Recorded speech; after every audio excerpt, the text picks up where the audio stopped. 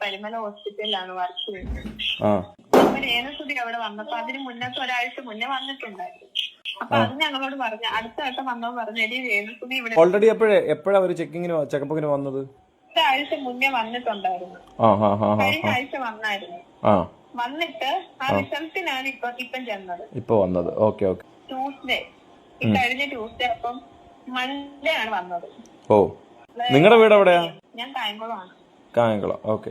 കായംകുളം സ്ഥലം ഒന്നും പറയണ്ടോ, ആൾക്ക് മനസ്സിലായി. എന്താണ് പരിമലയിലാണ് ട്രീറ്റ്മെന്റിന് ചേർന്നത്. അപ്പൊ എന്റെ ചേച്ചി അവിടെ വർക്ക് ചെയ്യുന്നു. പരുമല ഹോസ്പിറ്റലിലെ വിവരച്ചോർച്ച സത്യമോ വ്യാജം? മാനേജ്മെന്റ് മറുപടി പറയണം. ആദ്യം കേട്ടത് പുറത്തു വന്ന വോയിസ് ക്ലിപ്പാണ്. പരുമല മെഡിക്കൽ മിഷൻ ഹോസ്പിറ്റൽ അധികൃതരോട് സാധാരണക്കാരായ ജനങ്ങൾ ചില ന്യായമായ ചോദ്യങ്ങൾ ചോദിക്കുകയാണ്. സോഷ്യൽ മീഡിയയിൽ കഴിഞ്ഞ കുറച്ചു ദിവസങ്ങളായി ഈ ഓഡിയോ ക്ലിപ്പ് വ്യാപകമായി പ്രചരിക്കുന്നുണ്ട്.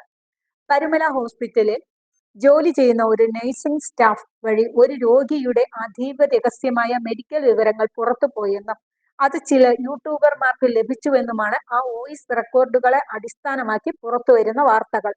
ലോകം മുഴുവനുള്ള ലക്ഷക്കണക്കിന് പ്രേക്ഷകർ ഈ വോയിസ് ക്ലിപ്പുകൾ കേട്ടിട്ടും പരുമല ഹോസ്പിറ്റൽ അധികൃതർ മാത്രം ഇതുവരെ ഇതിലൊരു വ്യക്തത വരുത്താത്തത് എന്തുകൊണ്ടാണ്? ഇതാണോ സാധാരണക്കാർ വിശ്വസിക്കേണ്ട മെഡിക്കൽ എത്തിക്സ്?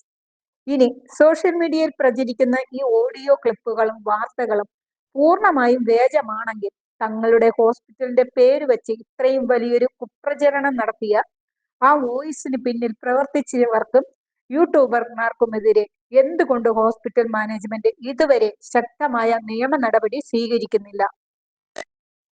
പ്രചരിക്കുന്ന വോയിസ് ക്ലിപ്പുകൾ സത്യമാണെങ്കിൽ അതിന് കാരണക്കാരായ ജീവനക്കാർക്കെതിരെ എന്തുകൊണ്ട് നടപടി എടുക്കുന്നില്ല?